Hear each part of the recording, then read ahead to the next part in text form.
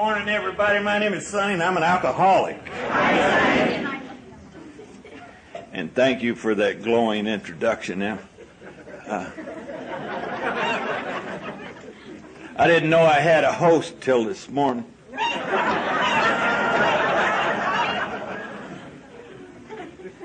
For a fat boy, he ain't bad.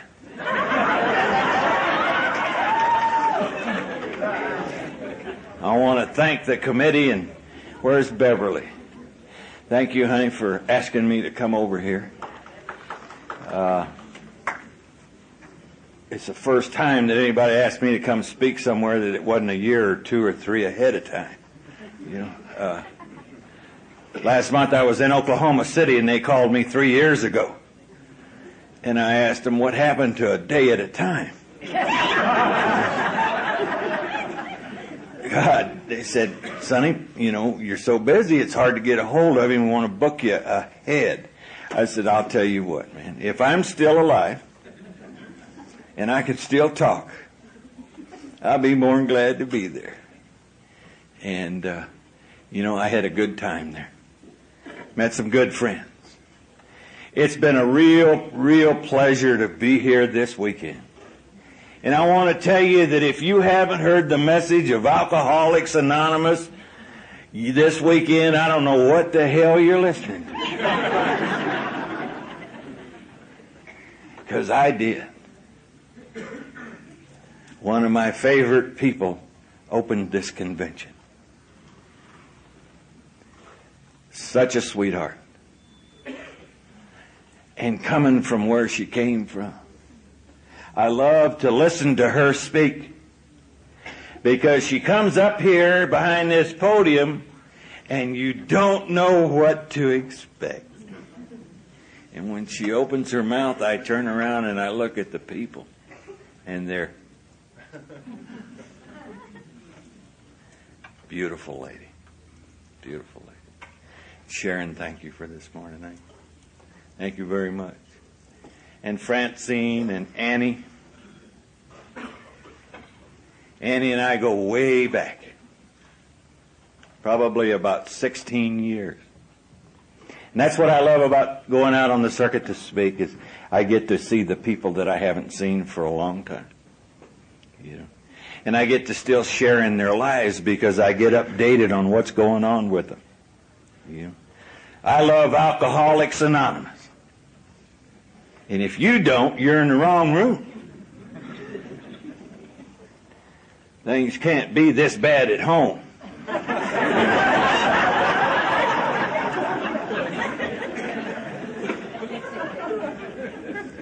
I'll tell you. Some friends of mine came up with me. They'd never been to anything like this before. And I'm going to lock them in the lock box underneath the motorhome going home.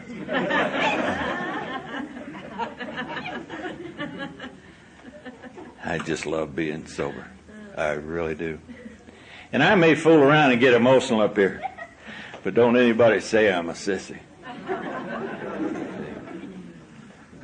I probably am, but I don't like to hear it. I want to tell you that what you see up here this morning is not what I was when I got here. When I came out of the penitentiary on July the 7th, 1977, I had hair down past my ass. I had a beard that when I sat down, it laid in my lap. And I had just done 25 straight years. And 2.5 of that was spent on death row. And I want to tell you that I didn't like any of you. The reason I didn't like you was because you intimidated me. And there was a lot of people thought I intimidated them. But you people scared the shit out of me. I would sit down in a meeting and throw my hair over the back of the chair because I kept sitting on it. And you women that's got long hair know what I'm talking about. And I would throw my hair over there, and the women in the meeting would come up behind me and sit in the chairs behind me and play with my hair. And it was all I could do to keep from reaching around and slapping the shit out of them.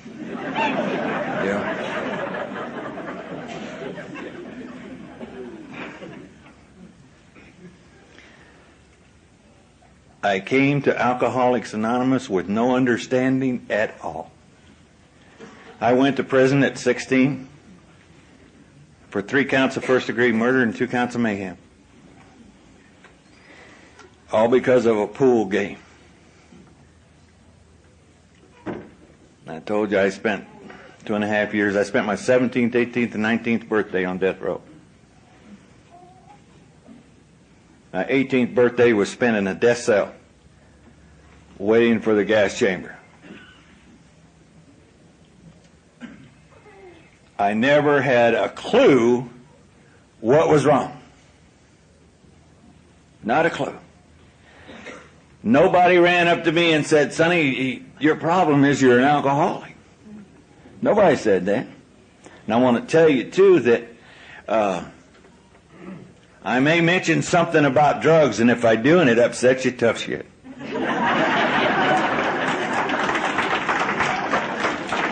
Because, you see, it's your fault. If I talk about drugs up here, it's your fault. Because none of you came to me and told me, "Sonny, just drink, don't use drugs." You didn't tell me that one day I'm going to be standing in El Paso, Texas, talking to people about alcoholism. And you didn't tell me that. You know, you say, you've got to be a pure alcoholic. I don't know a pure alcoholic. You know, most of the alcoholics that I know that complain about people who talk about drugs are usually using them.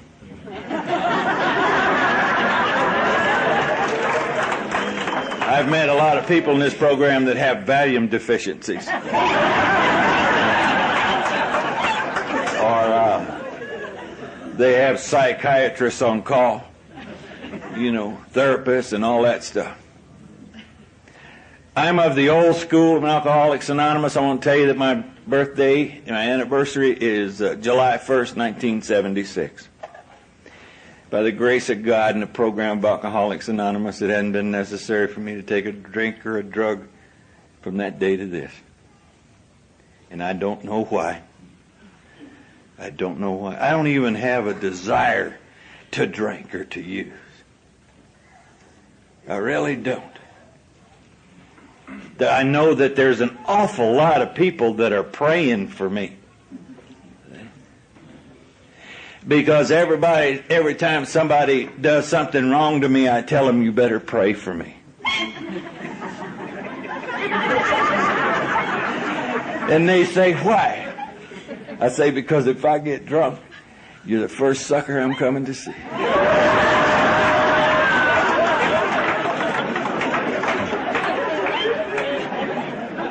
So I don't think I got anything to worry about.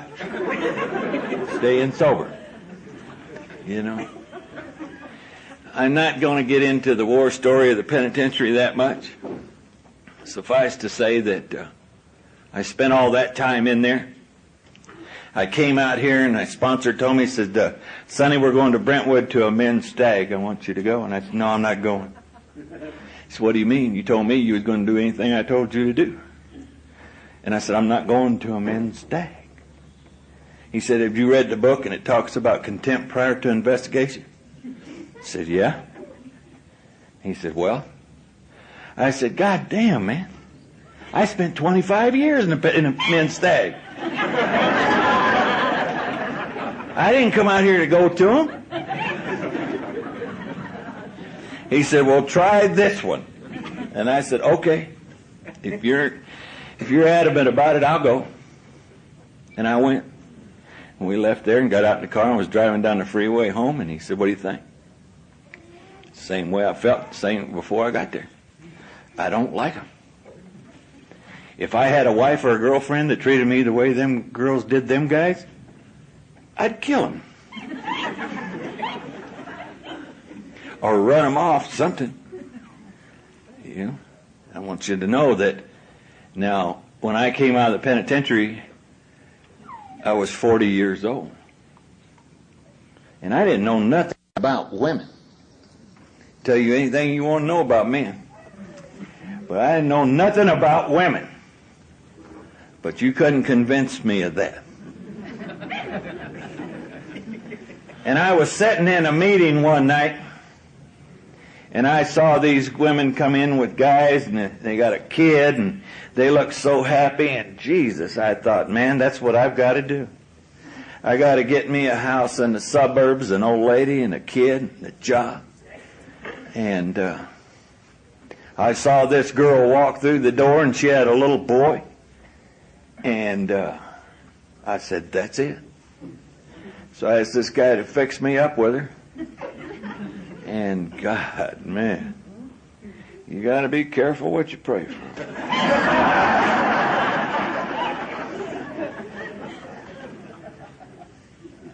I had all kinds of signs that told me that it was wrong.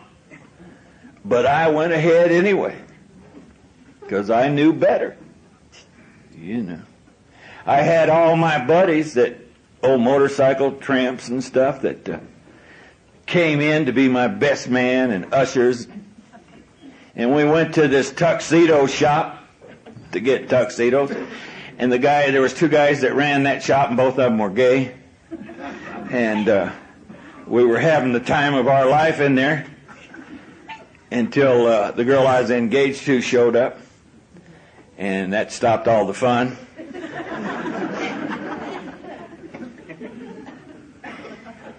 We went to the rehearsal, and her dad came out to the car and was telling me that he didn't like me, and I told him I don't like you either. You know, but I'm not marrying you. And he said something else, and I reached up and knocked him out. Left him laying on the lawn and went back in the church, and Sharon asked me, said, where's my dad? I said, he's out there on the lawn.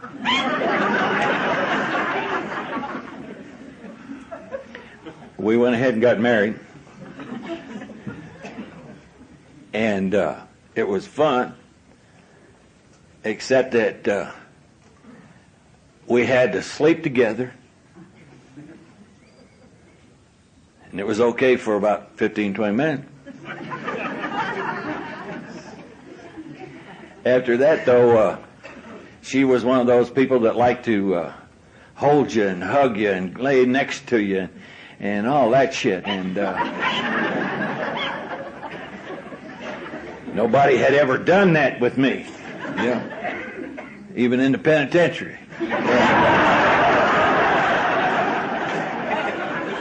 So I'd have to get out of bed and go sleep on the couch. She couldn't understand what was going on. And I knocked her out of bed 2 or 3 times. And then one afternoon, about 7 months into the marriage afternoon, on Sunday afternoon, I was watching a football game on TV, and it was right at the last, couple minutes of the game, right at the crucial part of the game. And she walked over to the TV and turned it off. I said, are you drunk? She said, no. I said, well, then you better turn that TV back on. And she said, I've been to my sponsors, and my sponsor told me to tell you. So I remembered something that a good friend of mine, Jack Prose, had said. He said, Sonny, you don't hit people in the program anymore. I said, what about my wife? He said, no, because she's one of God's kids too. He said, what you do is you tell them you're going to the store. I said, I'm not going to no goddamn store. He said, go to the store. And I said, what for? He said, get some bread and milk. And don't come back. So I went outside, and she said, where are you going? I said, I'm going to the store. She said, what for? I said, I'm going to get some bread and milk. She said, we got bread and milk. I said, no, I'm going to get some different kind. So when I got my car and I drove off, I haven't been back since. It was so easy.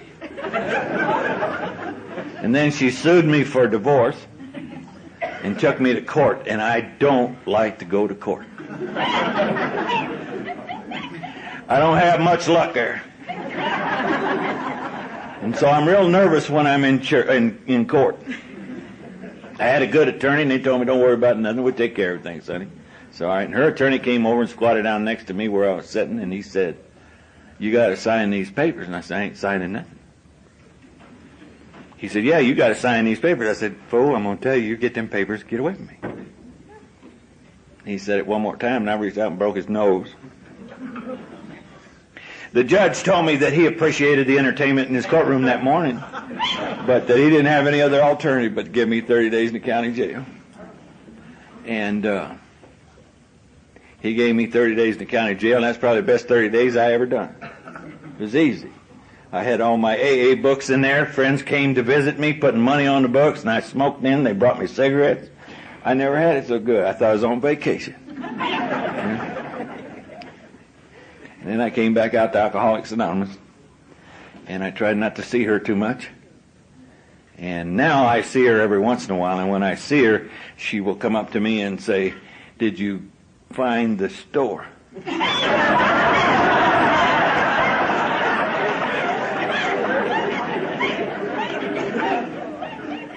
Not yet. Not yet. The old-timers in the program of Alcoholics Anonymous spoon-fed me this program. They wouldn't let me work these steps for the first 3 years. They told me, don't even think about them steps, Sonny. I said, why not? They said, you got to get sweetly reasonable before you can get teachable. And that's what they did. They taught me the program of Alcoholics Anonymous. They taught me the traditions of Alcoholics Anonymous. All those things. The 12 concepts.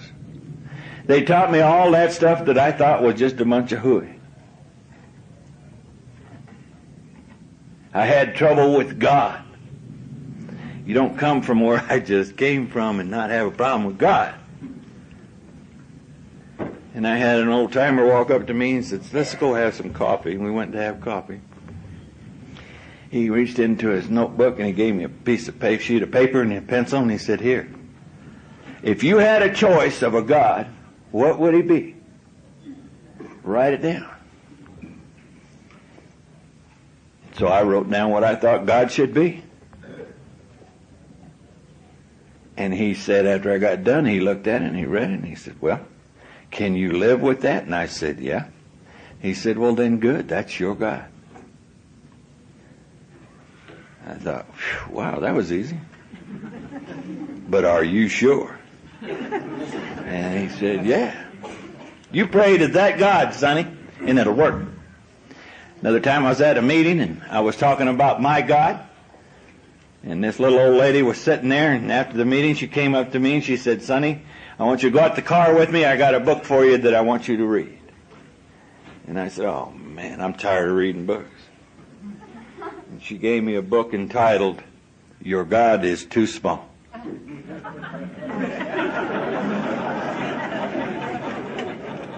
And I read that book. And then she recommended another book, Sermon on the Mount.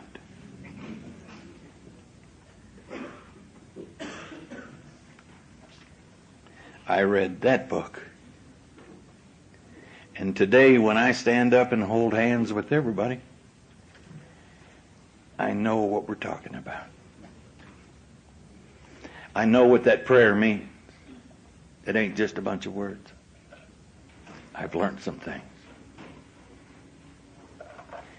Yesterday, Al was real nice, and he took me to,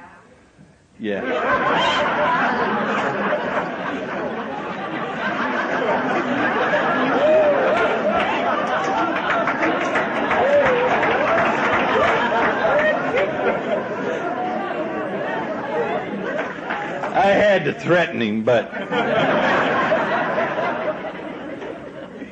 Annie had stood up here and said something about, and she didn't have a Valentine for that day. And I remembered something that a lady named Ruth Mathis, God bless her, who is dead now, taught me. She taught me that when women didn't feel good, or on special occasions, if they're friends of yours, take them a flower. And she told me, don't go to the cemetery and get them either.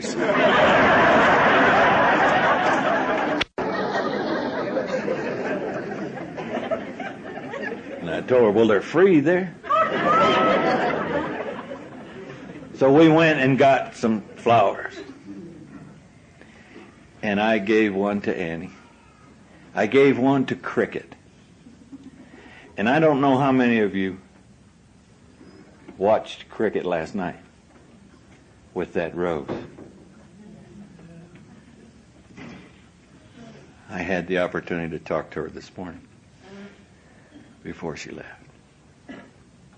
We have a very special bond, her and I. A very special bond. And I have that with so many people. And it's all because of you people in this program who have taught me everything I know. Everything that I am today is because of you. Good, bad, or indifferent, it's because of you. The women in the program taught me so much. And still do. Still do. Somebody said something to me last night about, boy, you're really going to have to turn it on tomorrow, Sonny, because you're behind all these women.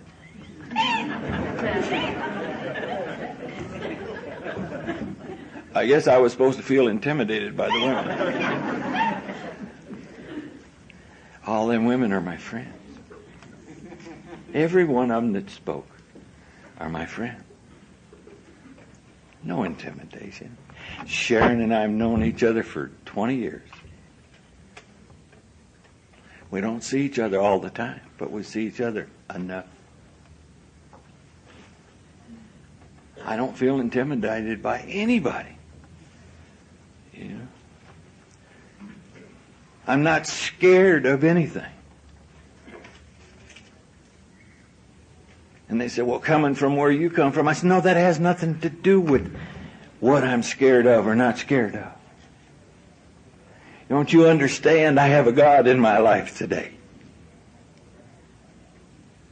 I have faith, and I know how to get in the goddamn wheelbarrow.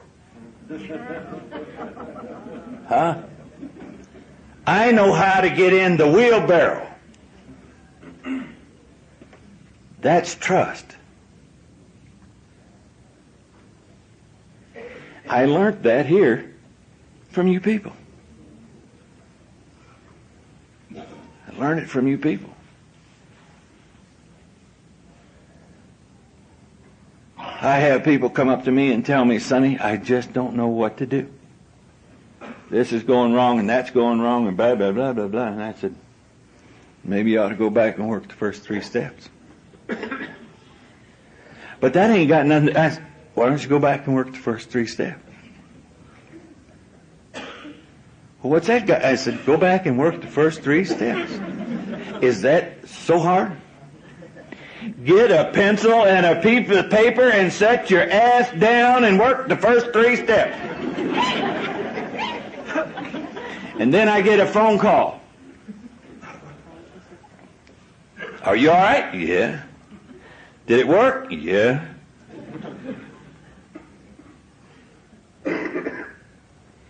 And the only reason I know that it works is because that's what they told me. I did it by experience.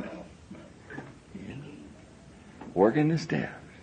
So many people today do the Hazelton book. Write their steps in the Hazelton book and all that stuff. I didn't have a sponsor that was that goddamn lazy.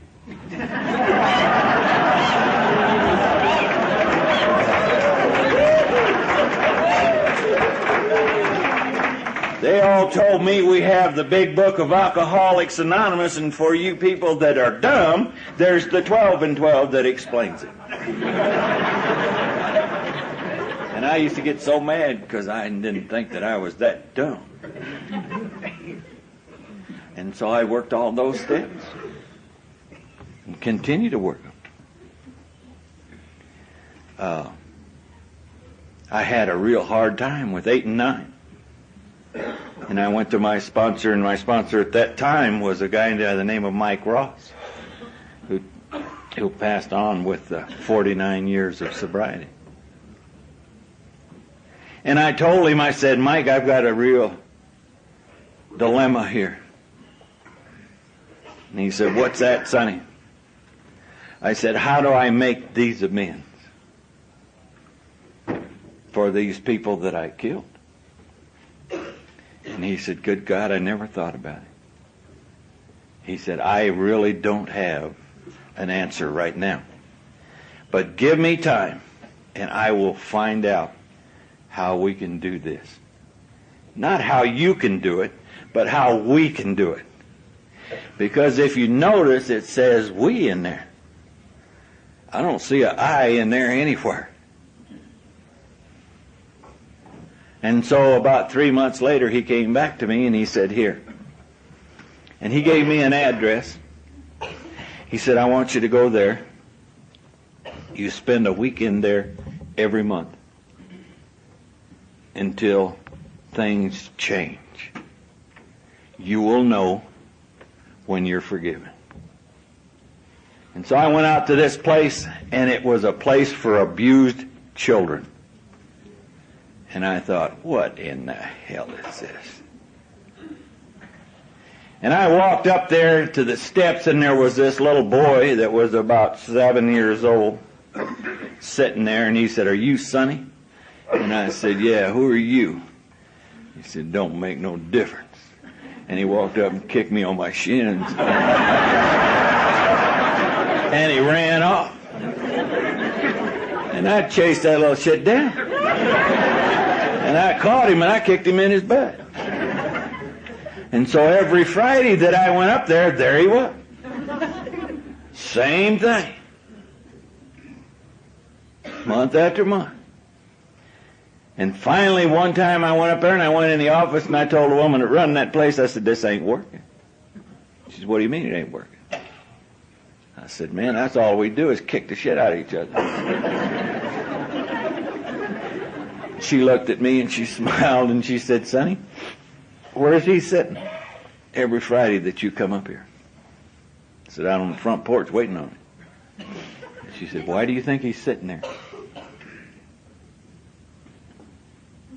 He knows exactly when you're coming. This is a kid who had been stuffed in a closet for 6 years.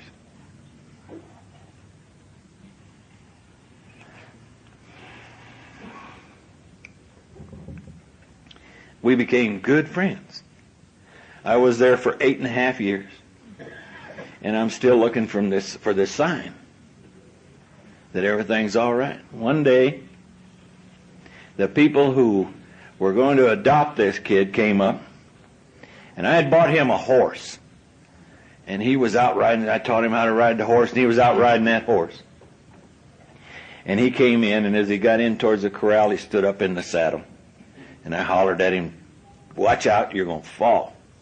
And he got up to me and he said, that's all right, you'll catch me. And I said, bullshit, I ain't going to catch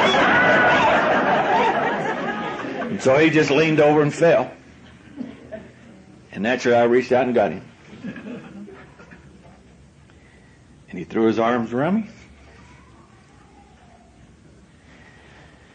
Whew. And he told me that he loved me. And at that moment, I knew that I was forgiven. And now it was up to me. It was up to me. And him and I stay in touch all the time. He's with a family. He's kind of grown now. Good kid. Hell of a kid. And he keeps telling me the next time he sees me, he's going to kick the shit out of me. He's quite a character. Quite a character. And I keep thanking him for being in my life. Yeah. Because through him I've learned so much. When I was in the penitentiary, I paid cartons of cigarettes to get an education.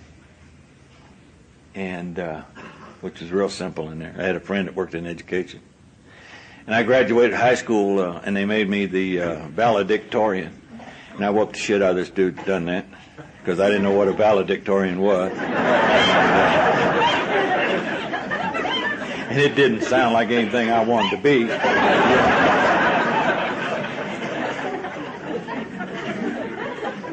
And then I got involved in a race riot, and they locked me down for 2 more years in a place called 4A up at.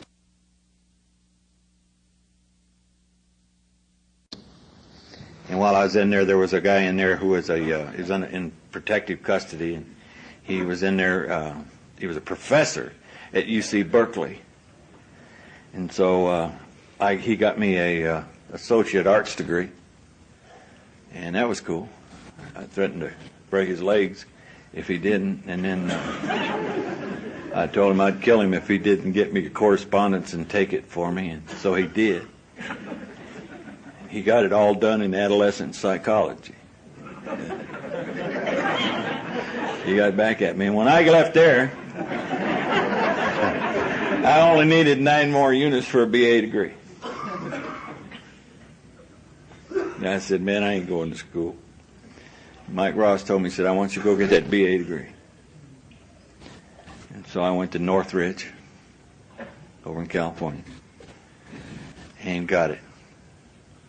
And graduated on the dean's list with a 4.0. Applied at UCLA for the master's course, and they gave me a 4-year scholarship. And I transferred it to University of Arizona. And at nights for the first couple of years that I was in Arizona, nobody knew what I was doing.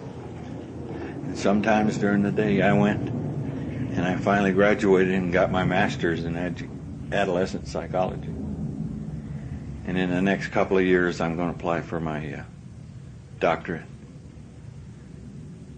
And I'd like to work with kids. Because that's all I am. They said, how come you didn't have a hard time, Sonny? I knew all that shit. I never had an opportunity to grow up. Started drinking and using when I was 8. By the time I was 9, I was locked up for the first time. I got to think that I was kind of a normal kid somewhere down there. I had a school teacher that turned me on to drugs and alcohol. And I think that's when my growth stopped. At 9 years old, I was in juvenile hall, been declared an incorrigible. 4 boys run up through that dorm and raped me because I was crying. 2 lessons that stayed with me for my life, for the rest of my life up until Alcoholics Anonymous, and that was that if you cried, it was a sign of weakness, and people would take advantage of it. And that's what happened that night. Second one was that as I got up the next morning to walk down through there to go to the bathroom to wash my face, I couldn't hardly see because the eyes were beat so bad they were almost closed. And I happened to look over in a closet. There was a utility closet, and in there was a mop bucket. And it had a ringer, a metal ringer on it. And there was 2 screws holding the handle to that ringer, and I went in there and got that ringer. And that handle off that ringer, and I went up through that dorm, and I found them 4 boys. Second lesson I learned, the more violent that you were, the more people left you alone. If you wasn't scared of dying, they left you alone. And so that was to stay with me for an awful long time. Awful long time. And in the program of Alcoholics Anonymous, I've learned so much, so much. All my life I ate with a tablespoon. And I came out of the penitentiary and I went on a date with this girl. It was a double date and it was a blind date. And, she wanted to hold my hand. And I kept telling her, quit it. I'm here and I ain't going nowhere. You ain't got nothing to worry about.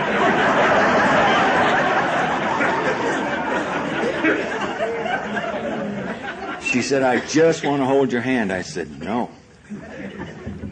She wanted to sit next to me in the car. I said, why? There's plenty of room back here for 4 of us.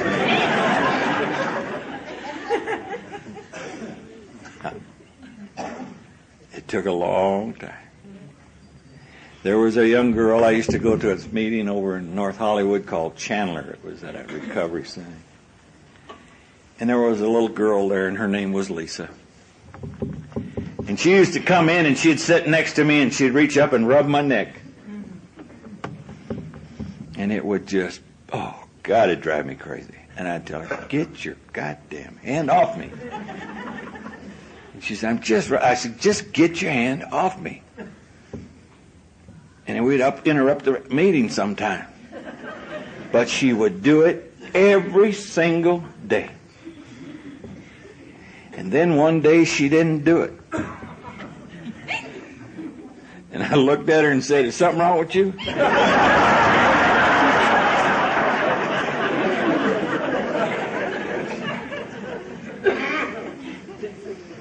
I took time to work myself into a lot of things.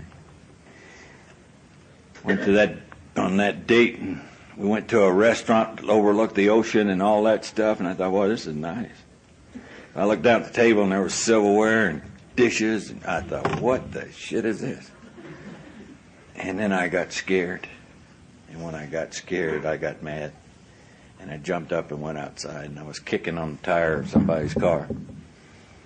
And not luckily, God doing for me what I couldn't do for myself. Some guy walked out behind me, and he said, are you Sonny? And I said, yeah. And he said, are you all right? And I said, no. He said, what's the matter? And I said, it don't make no difference. I didn't want to tell him. He said, talk to me, Sonny. Tell me what's going on. And I told him that I'd only ate with a tablespoon almost all my life. And I didn't know nothing about all them dishes and all that silverware. He said, if you promise to come on back in here, me and my wife will come over, and we'll sit down, and we'll show you what all that shit's about. And they did. And I still ate my meal with a tablespoon. It's so much easier. Where I came from, they don't give you knives and forks. You can get them, but they don't give them to you. And I want to tell you that because of those kinds of things that happened in my early sobriety, today I can go anywhere, any restaurant, and I can sit down, and I know where everything belongs. And if it ain't right, I put it right. And I'm not scared. Not scared. And I go a lot of nice places. Bill took me out to some guy's ranch out here somewhere, out on the edge of Texas. And I was looking to see if we was going to fall off out there.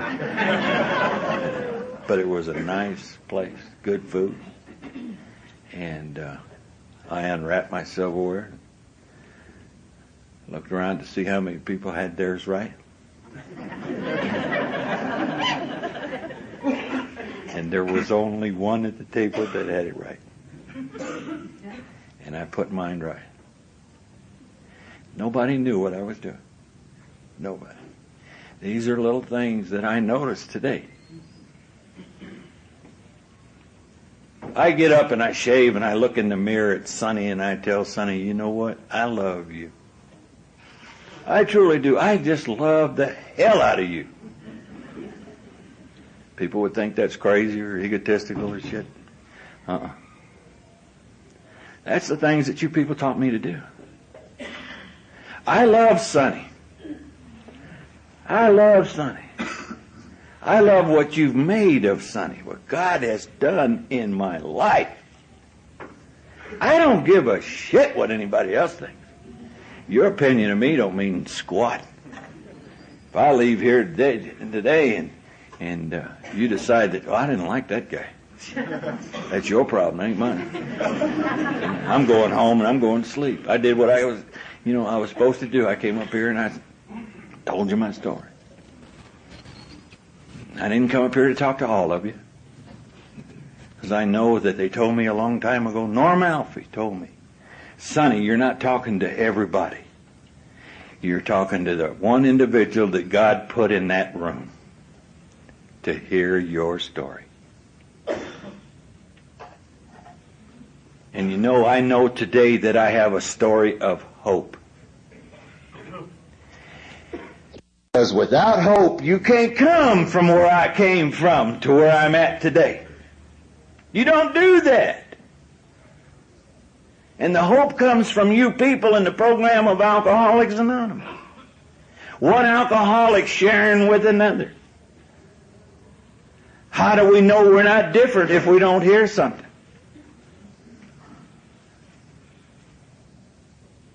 I went to Huntsville Prison to speak. Oh, it's a nasty joint. Tough old boys down there. Bunch of cowboys. And I got up there, we were in the mess hall, and I looked down, and right over here was one of the biggest, blackest suckers I had ever seen in my life. And he must have had 500 pounds of chain on.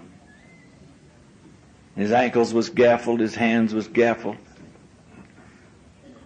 And there was 3 goon squad standing around him. And I knew that he was somebody special. He was so damn big he took up 2 chairs. One for each cheek. And as I got to talking, I talk a lot different in there than I do out here. Yeah. But as I got to talking, I happened to look down at that guy, and there's these big tears rolling down his cheeks. And I thought, oh my God. Oh Lord, I hope this guy don't go off. Now I've seen that happen. And then the little voice in my head said, oh, don't be a fool. What was it like when you heard what he's hearing?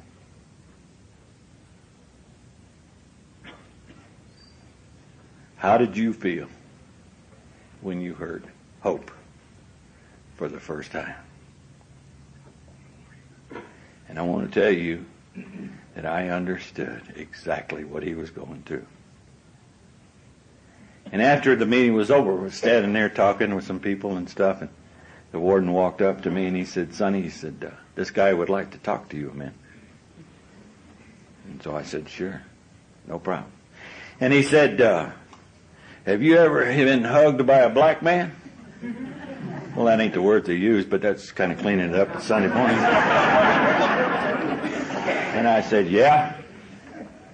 He said, can I give you a hug? And I said, yeah, but you keep your hands on my shoulders, boy.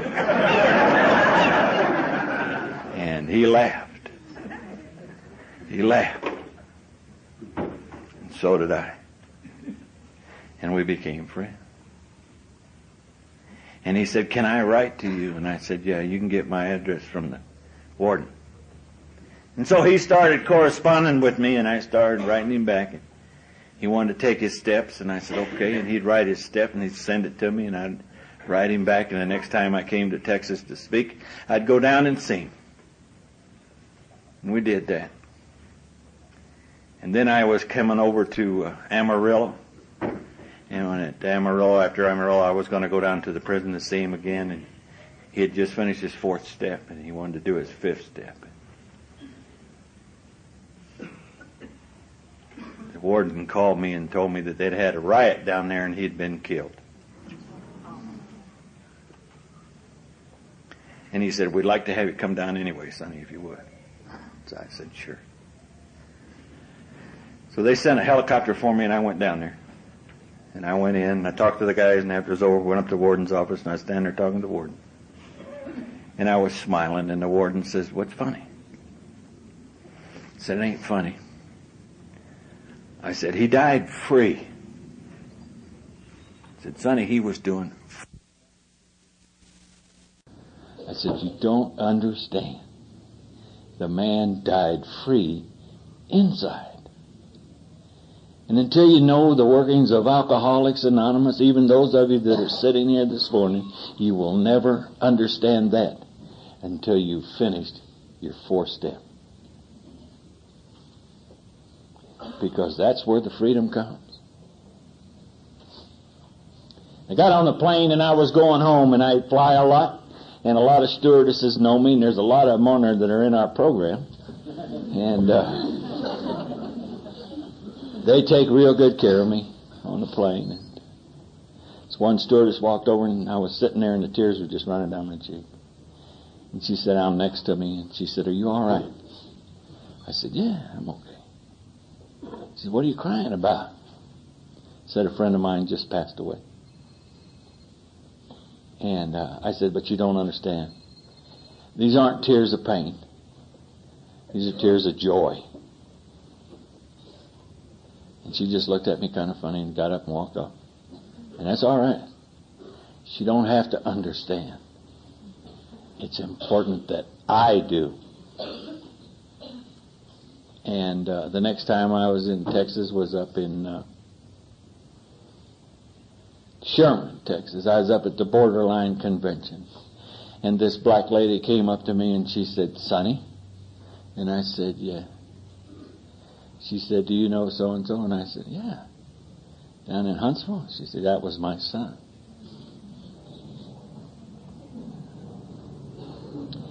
"And I'd like to take you to dinner." And we went to dinner. I was just over in Oklahoma City, and she was up there. She brought her other son to meet me. And I had a long talk with him.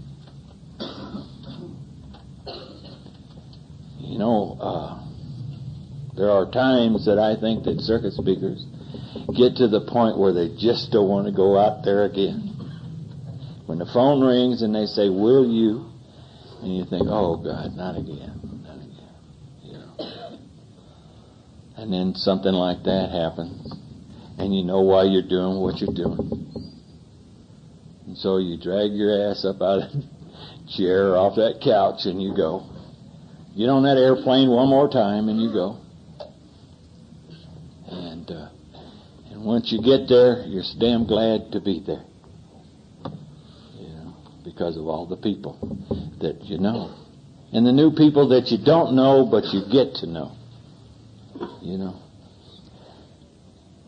In Tulsa, Oklahoma last year, I went up there to speak, and I had a major heart attack.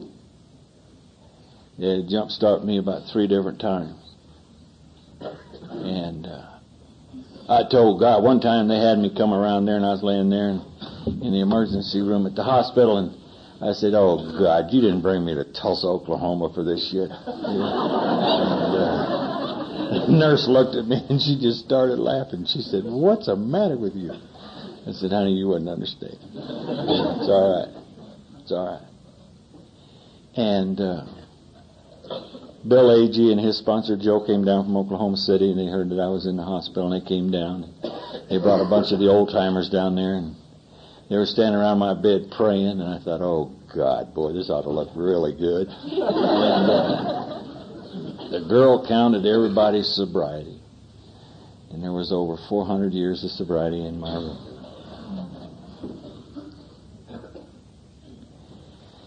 And the phone rang constantly.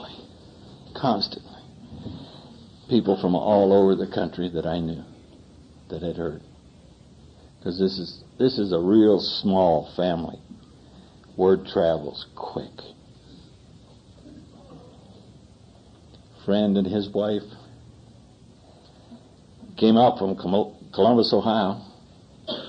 I said, "Why didn't you just call?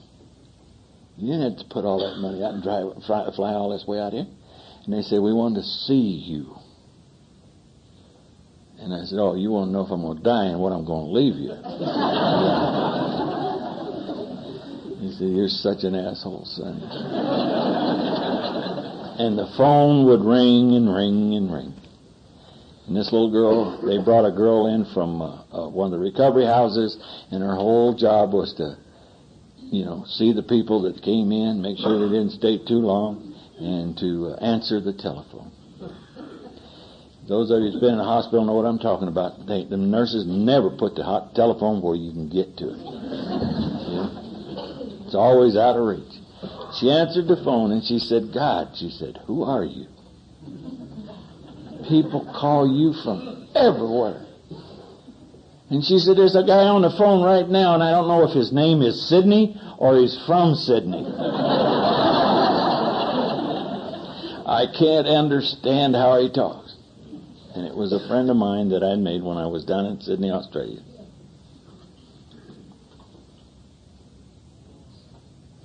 When I walked out of the penitentiary, I wasn't going to stay.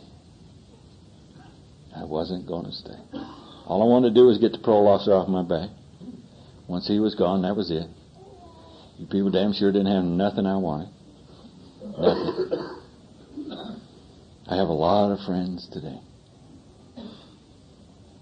And the reason that I have friends today is because I have learned to be a friend. I have learned to be a friend. I didn't come to Alcoholics Anonymous to get laid. And we have so many people who come here for that purpose. But if you watch them long enough, they don't stay. They don't stay. I don't have to say too much about that subject because God deals with it in His own way. And He does it a whole lot better than I do. I have a lot of women friends, and I just love it. I love it. People come up to me and say, Sonny, God damn, all the women come over and hug you and kiss on you and all that jazz. That's pretty neat, ain't it? And they said, what are you doing? What? And I said, nothing. I think it's because I'm safe.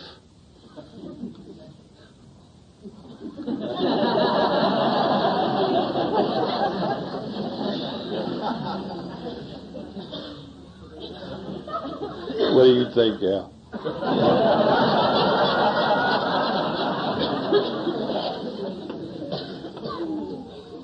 I want to tell each and every one of you here this morning, I love you all. I truly do. I love all of you. And that don't mean I won't take any of you to bed. Although I've seen a few that...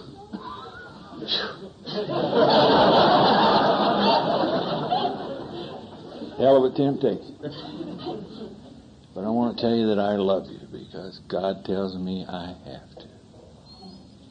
You see, if God loves you, who in the hell am I not to? I am so grateful for the gift that He's given me and the opportunities that He gives me to go out and meet new people and to share my experience, strength, and hope with you.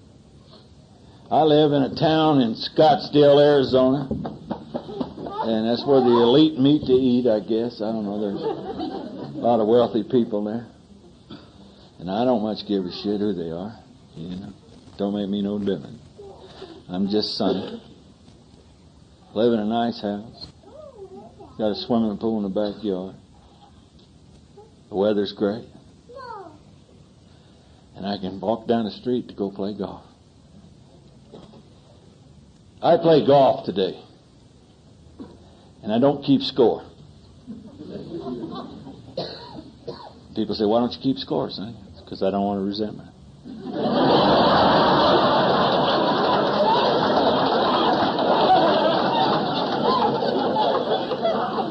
I just want to enjoy playing golf. Early on when I was first learning, Mike Ross told me, he said, I want you to go down to Palm Springs this weekend and sign up for that golf tournament. I want you to get out there and play golf with them guys. I said, I'm not that good. He said, I don't give a shit. I want you to do that. I said, okay. So I went on down there and I signed up and they put me on a foursome with 3 guys in the program who were very serious about the game of golf. And I was just tripping along. And I was riding with this one guy and he was just pissing him on and he'd thrown 3 clubs away already. And we were about halfway through the game, I guess, and this golf cart came up and it was loaded with all kinds of soft drinks and everything. I thought, whoa, check this out. This is nice. Service on the golf course and everything. I thought, damn. One guy turned to me and he said, Sonny, how are you doing? I said, I'm doing fantastic. He said, what's your score? I said, score? He said, yeah.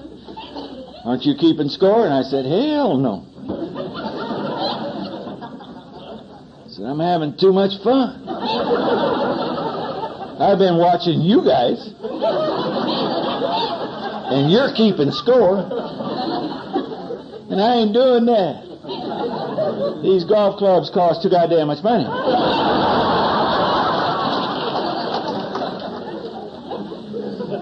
And I said, besides, I'm in the middle of a golf course in Palm Springs, California,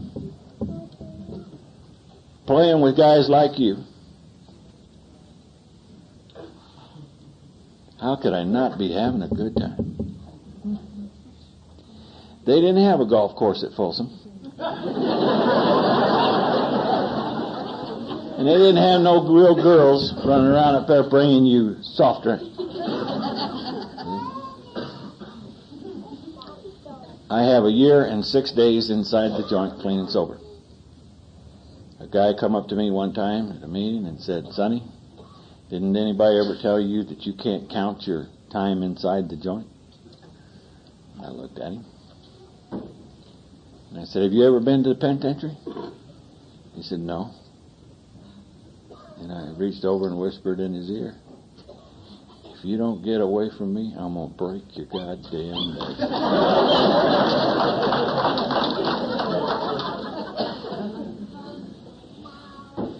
If you haven't been there and done that, please don't come to me with your opinion.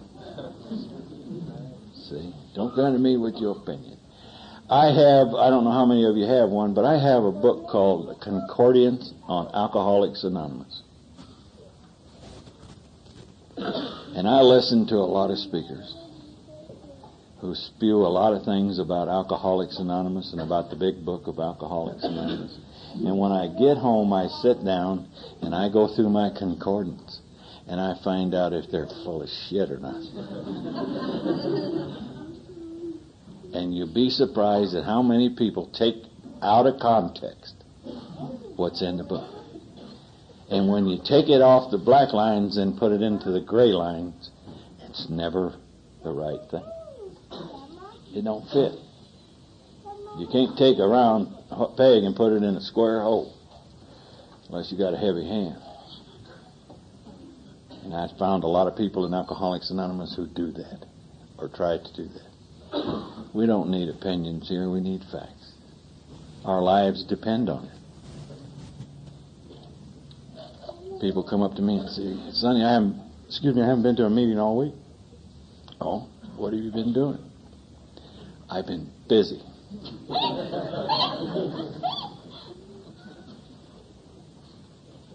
I have a wife, I have a job, I have all that stuff, and I have some responsibilities. Oh, cool. Didn't go to a meeting last night because I went to the movie. I had a sponsor told me one time, Bill Honeycutt, never forget him. Little old short, fat, bald-headed dude. Came into the penitentiary one time and stood up behind the podium in the penitentiary and he said, my name used to be Booger Red. And there wasn't nothing wrong with me that a $100 bill wouldn't fix. I said, I got to listen to this guy. He taught me so much. He was one of the most kind-heartedest people with the roughest edges I have ever run into in my life. I told him, I said, I want to go to a movie tonight. Let's go to a movie instead of that meeting. He said, well, the next time you want to drink, go to a meeting. Or go to the movie. Don't go to a meeting, go to the movie and see if it'll keep you sober. Dummy. He used to stick his finger in my chest. He told me one time, he said, Sonny, I want to tell you about Alcoholics Anonymous. I said, oh, God, Bill. He said, this is a program of the heart. He said, it's where the heart speaks and where the heart listens. And if you'll always remember that, you'll be able to hear so much. And ain't it true? Ain't it true? So many times we go to meetings and we listen to people talking from up here. And it's so scattered and so full of shit. And then when you hear somebody talking from in here, you sit up Your ears perk up and you listen. How true it is. It's where the heart speaks and where the heart listens. And he told me there's just no good or bad people in this program. There's just people who know and people who don't know. Every once in a while I run into a couple of those that don't know. And I tell them, you should get to know what's going on. But I love Alcoholics Anonymous, man. And people say, look at that person doing that, and look at that person doing that, and she's with him and he's with her, and they're doing this and they're doing that. Who gives a shit? You know, it's like the president. All this shit about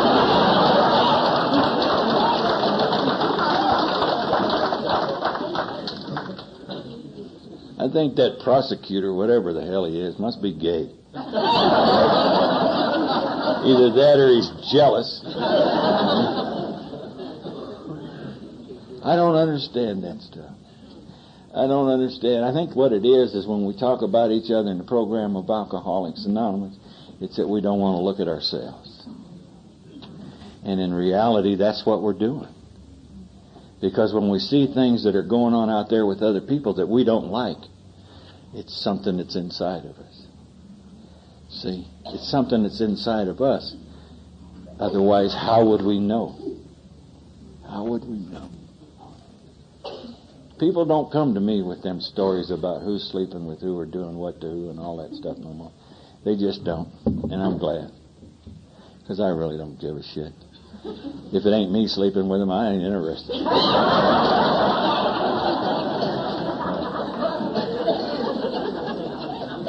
If I'm sleeping with them, you don't know it. I get to go out of town too much. I love Alcoholics Anonymous, and I love all you people. And I want to tell you that you people who have put on this Jamboree, it is, have done a fantastic job. I've been all over.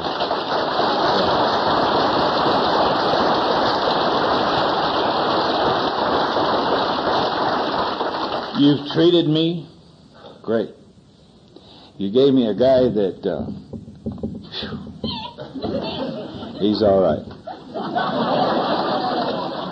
Al is all right. I found out that everybody makes fun of Al. So why not me?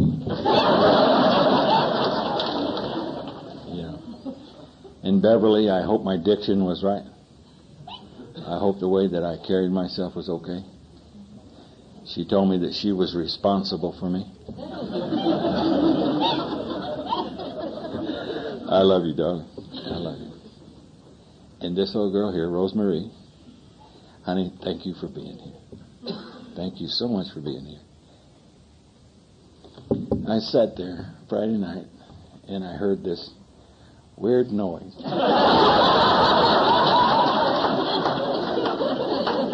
And I couldn't figure out what in the hell is that. And I looked over there, and there she was, and she had a big smile on her face. And I thought, all right. And then I told her how much I appreciated that, and she said it runs in the family. Oh, boy. I'll bet that's fun. But I just love it. I just love it. You come to these conventions and you just pick out certain people, you know, that kind of stand out in your mind. You know. There was a guy last night, he's sitting over here. I think his name is Mel, is it? Yeah, the guy with his hand up. We were standing out there and he was telling me how this program worked, I think.